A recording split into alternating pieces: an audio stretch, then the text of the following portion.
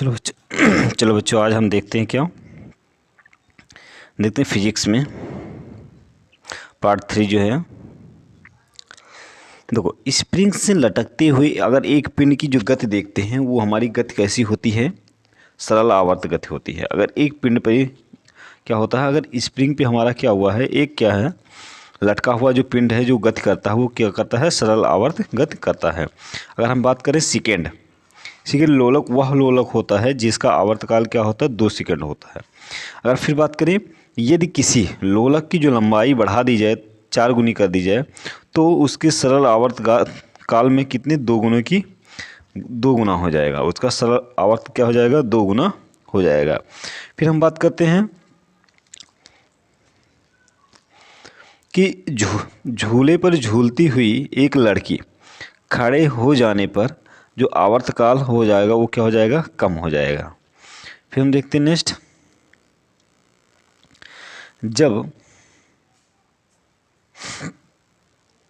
जब किसी लोलक घड़ी को हम क्या कहते हैं, पहाड़ या खान में ले जाते हैं तो उसकी क्या हो जाती है, घड़ी सुस्त हो जाती है।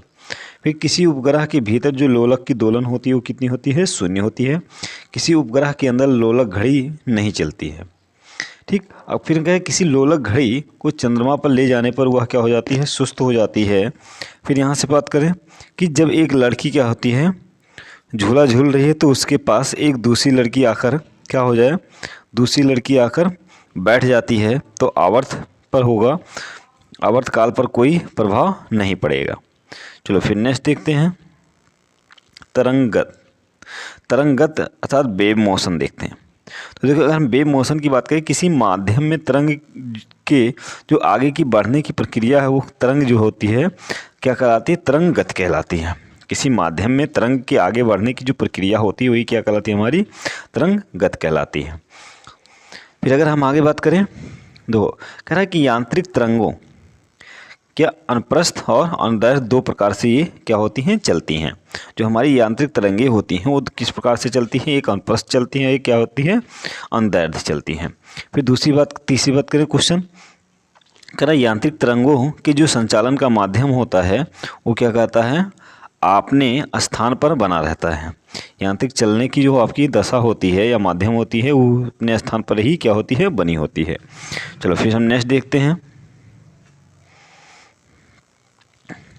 तो कह रहा है विद्युत चुंबकीय तरंगों के संचालन। अगर हम क्या कहते हैं, विद्युत चुंबकीय तरंगों के संचरण में देखें के लिए माध्यम की आवश्यकता नहीं होती। मतलब यह क्या होती है, तरंगे किसी माध्यम की आवश्यकता, जैसे वायु प्रकाश, ऐसे कोई माध्यम की आवश्यकता नहीं होती है, यह स्वतः चलती हैं। फिर कहते हैं रस्सी में उत्पन्न जो तरंगे होती हैं वो क्या होती हैं, अनुप्रस्थ तरंगे होती हैं। और ध्वनि की जो आपकी तरंगे होती हैं वो क्या होती हैं, अनुदैर्ध्य तरंगे होती हैं। ये कहते हैं हम रस्सी में जब खींचते हैं तो यहाँ से हमारी कुछ तरंगे ऐसे होती हैं, तो ये हमारी क्या कहलाती हैं, अनुप्रस्थ तरंगे कहलाती हैं। ठीक, और जो हमारी सीधी ऐसे चलती हैं ये हमारी क्या कहलाती हैं, अनुदैर्ध्य तरंगे कहलाती हैं। प्रकाश की जो होती हैं ये क्या होती हैं, अनुप्रस्थ होती हैं तरंगे। फिर हम आगे बात करें, देखो अनुप्रस्थ तरंगे, जो अनुप्रस्थ तरंग होती है ऊपर की ओर जो अधिकतम होती है वो विस्थापन वो क्या कहलाती है, श्रिंग कहलाती है। और एक श्रिंग से दूसरे श्रिंग के अथवा हम कहते हैं गर्त से दूसरे गर्त के बीच की जो दूरी होती है वो क्या कहलाती है, हमारी तरंगदैर्ध्य कहलाती है। अगर हम बात करें तो हमारी कुछ तरंगे ऐसे चलती हैं,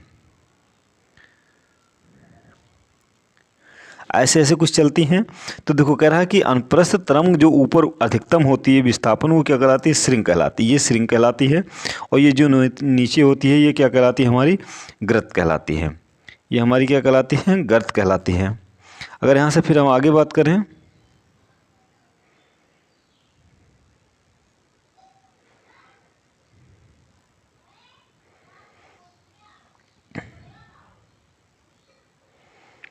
तो ये हमारी जो होती है ये क्या कहलाती है, गर्त श्रिंग कहलाती है, ये क्या कहलाती है, गर्त कहलाती है। फिर देखो कह रहा है कि एक श्रिंग से दूसरे श्रिंग, मतलब यहाँ से लेकर यहाँ तक की जो दूरी होती है, या हम कह दें यहाँ से लेकर यहाँ तक की जो दूरी होती है, यही हमारी क्या कहलाती है, तरंगदैर्ध्य कहलाती है। चलो नेक्स्ट हम फिर आगे देखते हैं, देखो कह रहा है माध्यम का कोई भी कण 1 सेकंड में जितने कंपन करता है वह उसकी क्या कहलाती है, आवृत्ति कहलाती है। 1 सेकंड में जैसे हम ऐसे करें ये हमारी कंपन करती है तो वही क्या कहलाती है, उसकी आवृत्ति कहलाती है। चलो फिर हम नेक्स्ट देखते हैं।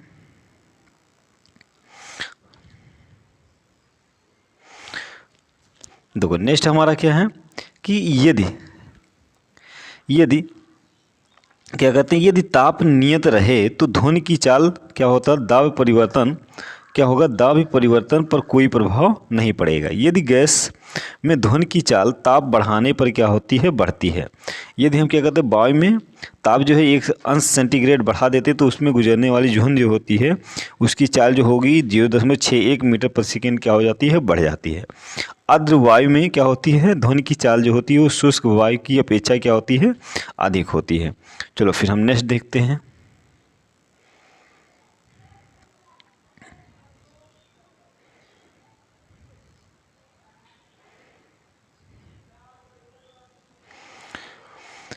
देखो फिर क्या कह रहा है कि किसी पिंड की वायु में वह चाल जो ध्वनि की चाल से अधिक होती है उसे हम क्या कहते हैं, पराध्वनि चाल कहते हैं।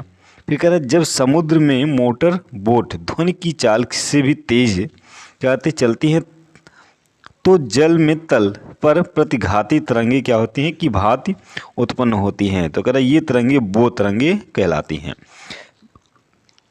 फिर कह रहा है कि बच्चों की ध्वनि जो होती है वो पतली होती है। इसका तात्पर्य है कि उसका जो ध्वनि होगा उच्च तारत्व वाला होगा, उसका धन जो होगा उच्च तारत्व वाला होगा। मतलब हम कहेंगे जिसका तारत्व उच्च होगा उसकी आवाज़ पतली होगी, जिसका तारत्व कम होगा उसका आवाज़ क्या होगी, मोटी होगी।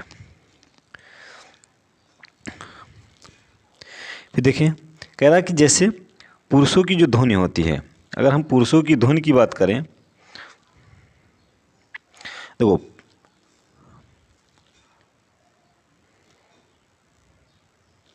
अगर यहाँ से हम पुरुषों की ध्वनि की बात करते हैं तो पुरुषों की ध्वनि जो होती है वो क्या होती है, मोटी होती है। इसका तात्पर्य क्या है कि उसकी ध्वनि का जो निम्न तारत्व होगा, तो उसकी ध्वनि का जो होगा तारत्व होगा वो क्या होगा, निम्न होगा। फिर अगर हम स्त्रियों की बात करें तो उनकी आवाज़ क्या होती है, पतली होती है, तो हम कहेंगे उनका तारत्व क्या होगा, अधिक होगा। फिर हम बात करते हैं नेक्स्ट। कह रहा ध्वनि के तारतम्य में उसकी आवृत्ति क्या होती है, अनुक्रमानुपाती का संबंध होता है। कह रहा शेर की दहाड़ व मच्छर की भिनभिनाहट में तारतम्य क्या होगा, उच्च होगा, और शेर की दहाड़ में तारतम्य क्या होगा, कम होगा। चलो फिर हम देखते हैं विद्युत चुंबकीय तरंगे क्या होती हैं, अनुप्रस्थ चलती हैं। और रक्त किरणें जो होती है उत्पन्न होती हैं पदार्थों में उच्च ताप गर्म करने पर प्राप्त होता है। फिर कह रहा है वे किरणें जो घने कोहरे और धुंध को क्या कहती हैं, पार करके निकल जाती हैं, वो क्या कहलाती हैं, अवरक्त तरंगे कहलाती हैं। फिर हम देखते हैं नेक्स्ट आगे। कह रहा है कि अवरक्त तरंगे, देखो अवरक्त किरणों का जो उपयोग किया जाता है, अवरक्त उपयोग युद्ध काल में दूर दूर सिग्नल भेजने के लिए किया जाता है। लघु रेडियो तरंगों का जो तरंगदैर्घ्य होता है 10⁻³ मीटर से 1 मीटर तक होता है। वे कह रहे हैं कि वे यांत्रिक तरंगे जिनकी आवृत्ति का प्रास क्या होता है 20 हर्ट्ज से 20,000 हर्ट्ज के बीच होता है वो श्रव्य तरंगे कहलाती हैं। फिर कह रहा है वे तरंगे जिनको हमारे कान को सुन नहीं सकती हैं वो श्रव्य तरंगे कहलाती हैं। फिर कह रहा है कि हमारे कान को केवल 20 हर्ट्ज की न्यूनतम आवृत्ति तक को ही सुन सकती हैं। चलो फिर नेक्स्ट देखते हैं। हमारे कान 20 हर्ट्ज तक क्या करती है, अधिकतम आवृत्ति सुन सकती है और न्यूनतम 20 हर्ट्ज। उससे अगर कम होगा तब भी नहीं सुनाई होगा, इससे ज़्यादा हो जाएगा तब भी आपको सुनाई नहीं देगा। अगर वो यांत्रिक तरंगे जिनकी आवृत्ति क्या होगी, जिनकी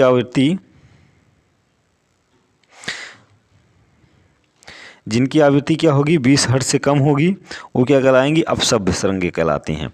और अगर आप भूकंप की जो पृथ्वी के अंदर उत्पन्न होने वाली तरंगे होती हैं वो अपश्रव्य तरंग कहलाती हैं। अपश्रव्य जो तरंगे होती हैं हमें सुनाई नहीं देती हैं। फिर देखते हैं नेक्स्ट। फिर यहाँ से हम बात करें जो प्राश्रव्य तरंगे होती सबसे गाल्टन नामक वैज्ञानिक ने क्या दिया था, सबसे पहले गाल्टन नामक वैज्ञानिक ने उत्पन्न किया था। फिर चमगादड़ जो होती हैं वो प्राश्रव्य तरंगे क्या करती हैं, उत्पन्न करती हैं। रुधिर सहित ऑपरेशन में जो होता है प्राश्रव्य तरंगों का क्या किया जाता है, उपयोग किया जाता है। फिर हम कहें दांत को आसानी से निकालने के लिए क्या कहते हैं, प्रस्रव तरंगों का प्रयोग हम करते हैं। चलो फिर हम नेक्स्ट देखते हैं। आशा करते हैं वीडियो पसंद आई होगी। वीडियो को हम यहीं तक रहने देते हैं, बाकी के हम इसके पार्ट को आगे लेकर आते रहेंगे। वीडियो कैसी लगी कमेंट जरूर कीजिएगा। वीडियो पसंद आई हो तो लाइक शेयर एंड सब्सक्राइब जरूर कीजिए और को भी सब्सक्राइब कराइए। धन्यवाद।